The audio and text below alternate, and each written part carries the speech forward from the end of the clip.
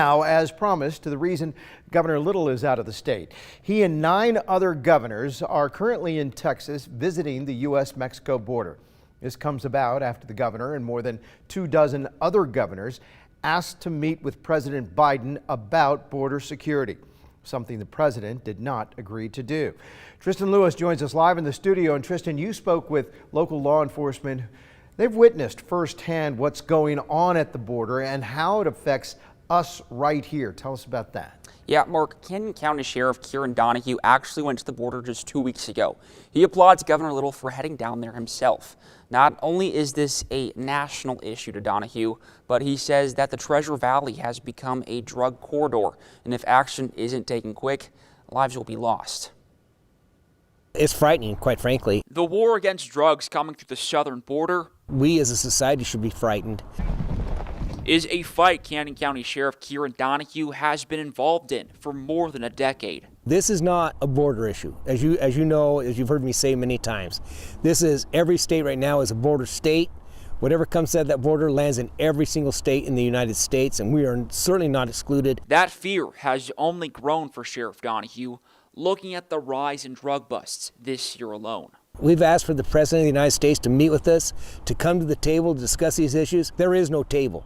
Not only do we not get a response, there's no table to sit around and talk. In 2021, the DEA has seized more than 9.5 million counterfeit pills laced with opioids nationally. Idaho State Police reporting more than 28,000 fentanyl pill seizures across the state. And meanwhile, not too far away from the Treasure Valley, authorities in Oregon seizing the largest meth bust in the state's history this last weekend in Eugene. If you don't think they're coming to this area, you're absolutely crazy. This dangerous and oftentimes threatening situation is hitting closer and closer to home for Donahue. You know, within the last 3 months, I've had 4 officers be exposed to fentanyl, and all of them actually were in the jail during the intake process when people had these dangerous drugs on them. As time goes on, Donahue says this drug crisis is in direct correlation with other crimes like human trafficking and gang violence. He's afraid until some of the supply coming in through the border is shut off, things will only get worse.